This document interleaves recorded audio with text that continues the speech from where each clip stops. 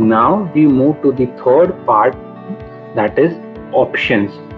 What are options? Options are financial derivatives that gives buyers the right but not the obligation to buy or sell an underlying asset at an agreed upon price and date. Its value is derived from the future price movement. This is very important to understand. As I said that it is a derived product. So the value of the future contract is derived from the cash market, and the value of the option contract or the option value is derived from the future contract. So for example, if the price of future goes up or down, the value of the option will also go up and down depending on the change in price of the future. Option price is also called as option premium. In equity markets or in stock market, option price is referred to as option premium. As I said that the movement in future reflects the movement in option price. However, it is not the only factor affecting the change in option price. Future is not the only factor which affects the change in option price. There are also other factors which we will discuss in the later presentation. But in order to understand in a simple language, just try to make sure that the option premium also moves based on the future price movement, and it is a derivative product or a derived product of a future contract. There are two types of options, namely call option, which is denoted as CE, and put option, which is denoted as CPE. So call option is denoted as CE and put options are denoted as PE. Now we'll try to understand uh, options in detail from a very simple example. So let us try to understand option with a very simple example. Say for example, you decide to throw a surprise party for your parents' 25th wedding anniversary. Unfortunately, you don't have the entire down payment to pay them until next 2 months. So I want to organize a party for my parents' 25th wedding anniversary, and I don't have sufficient amount right now to pay for the party. So you talk to the party organizer and you negotiate the terms with them. After negotiating, the party organizer agrees that the agreement is settled on paying an initial amount of 10,000 rupees for booking and paying the remaining amount of rupees 25,000 later. So currently you have to pay 10,000 out of the total cost of 35,000, which they have agreed. 25,000 can be paid later. Now let us consider two scenarios. Scenario 1, having the right. Later you learned that the party planners have arranged birthday parties of celebrities. Suddenly the party organization the organizer became very famous and they started organizing parties for the big celebrities, and because of that they have now raised their prices to 40,000 rupees. So in this case, you still pay them the earlier promised amount of rupees 25,000 as you have the right for the same.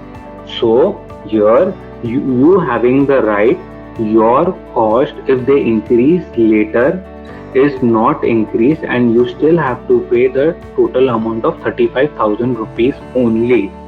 Scenario 2, no obligation. You learn that the party planners are poor in their planning and organizing through word of mouth. In this case, you don't have to go forward with them as you don't have an obligation to. So if I don't have any obligation, I choose to not execute the contract and as well and don't pay the remaining balance amount. In this case, what I lose is only the 10,000 rupees which I have paid, because you don't mind the same as you are able to save your parents' party. This is similar to how options work.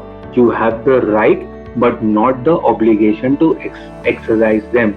in simple language and in a simple example, we have tried to cover the concepts of options.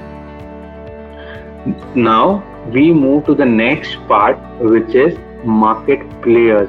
Now, who are the important market players when it comes to the derivative market?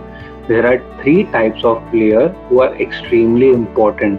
Those are arbitrageurs, hedgers, and speculators. These are the main three players who drive the derivative market, and we will understand each one of them in detail. So first, let us start to understand the hedgers. There are the types of market players, as you can see: hedgers, reason for buying the future contract, reason for selling the future contract. So the hedgers are the players who buy and also sell the future contract for the purpose of hedging. Now, what is the reason for buying the contract? To lock in the price and thereby obtain protection against rising cash price.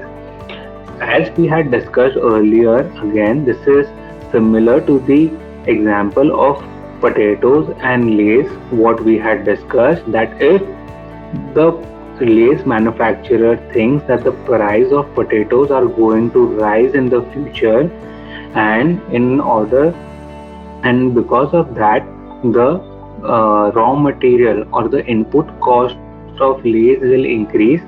In order to hedge their position, they will buy a potato future contract in order to hedge against the rise in price. So that is how hedgers use the futures contract.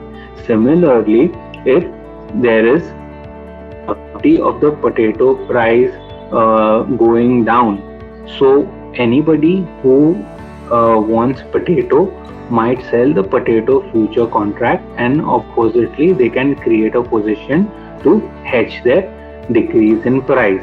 So this is how a hedger use a future contract either to buy or to sell. Now, even the derivative market is used by the speculators to profit from rising future prices and to profit from declining future prices. These guys have no specific reason to either buy or sell the contract. They play exclusively on speculations. There is nothing which is in order to hedge their profit or protect their capital. They just play in the market to gain profit from rising prices and to decline and to gain profit from declining prices. So they are basically just speculators of the market who just want to play with the movement of the price and nothing else.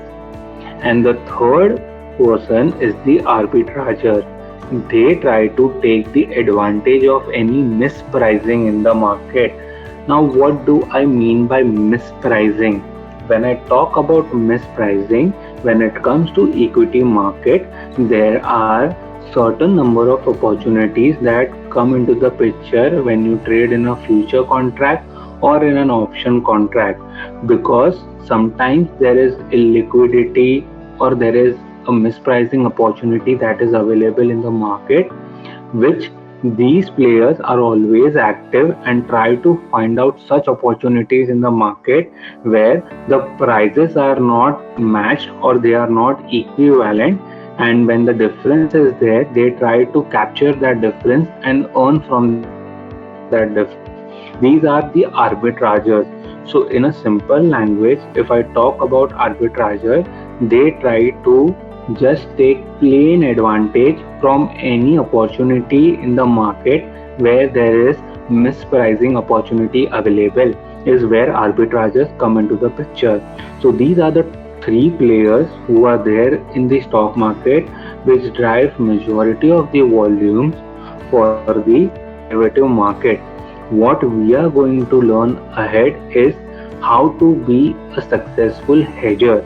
We don't want to be a speculator at all, because it is just speculating the markets on the whether the price is going to go up or down. We are going to be a hedger who is going to hedge its position very beautifully, wherein your profit is also locked and your loss is also logged in order to gain consistent return from the markets. So we are trying to focus on the hedgers part. Even arbitragers are someone who are very good at their skills, but once we move to the advanced level, we will also learn how arbitragers make money from the markets.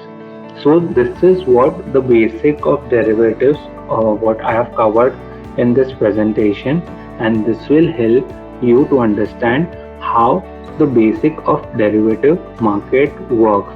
So what we have learned today is what is derivatives, what are the types of derivatives. There are three types: futures, forwards, and options. And the third and the last part what we learned is who are the players in the derivative market. So there are again three players: hedgers, speculators, and arbitragers. We will be focusing on the hedging part, how to be a successful hedger in the markets. Thank you guys for the for listening to the presentation. Hope you have a great learning in. Register for our free webinar. Download our app today. Link in description.